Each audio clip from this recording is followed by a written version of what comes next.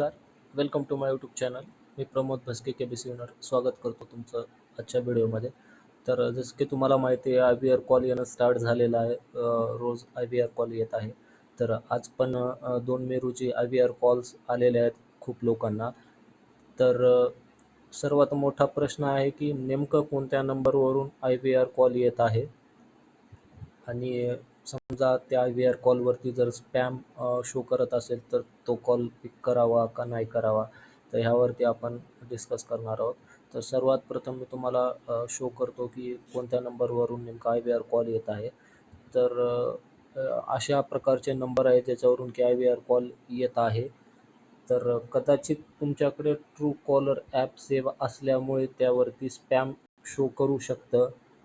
कारण की Truecaller app असल्यामुळे ते स्पॅम शो करतं. त्याच्यामुळे कदाचित स्पॅम शो करू शकतं. तरी तुम्ही तो कॉल पिक करावा. कारण की आता ज्याचं त्याला माहिती असतं आपण KBC रजिस्ट्रेशन केलेलं आहे आणि खूप लोकं ह्या संधीसाठी वाट पाहत असतात. सहजासहजी संधी भेटत पण नाही. त्याच्यामुळे एकदा कॉल पिक करून पाहायला काही हरकत नाही.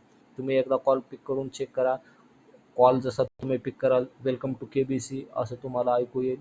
तेव्हा तुम्हाला कन्फर्म होऊन जाईल. त्याच्यामुळे कॉल पिक करायला काही हरकत नाही, जरी त्यावरती स्पॅम कॉल दिसत असेल तरीही.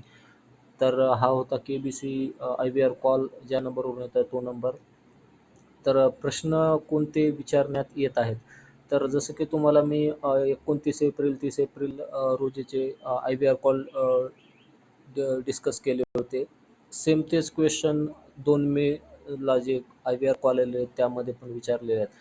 रिपीट क्वेश्चन विचारण्यात येत आहेत आणि दरवर्षी 3 प्रश्न विचारण्यात येतात. 2 ऑप्शन असतात 2 क्वेश्चनमध्ये आणि एका क्वेश्चनमध्ये ऑप्शन नसतो. पण काय माहिती यावेळेस फक्त 2 प्रश्न विचारण्यात येत आहेत.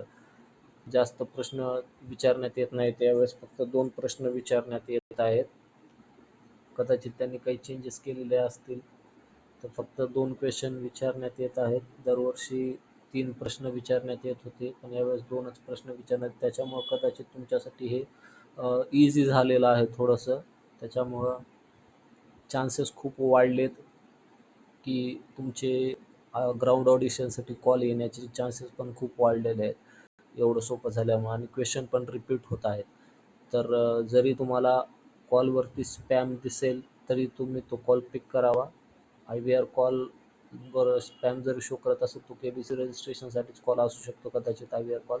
त्याच्यामुळे तुम्ही कॉल मिस करू नका. शक्यतोवर कॉल पिक करा आणि आपण डिस्कस पण केलेले आहेत की नेमके प्रश्न काय विचारण्यात येत आहेत. तर तुम्ही व्हिडिओ वगैरे पाहून घ्या बाकीचे. तर हे होता आजचा आपला व्हिडिओ.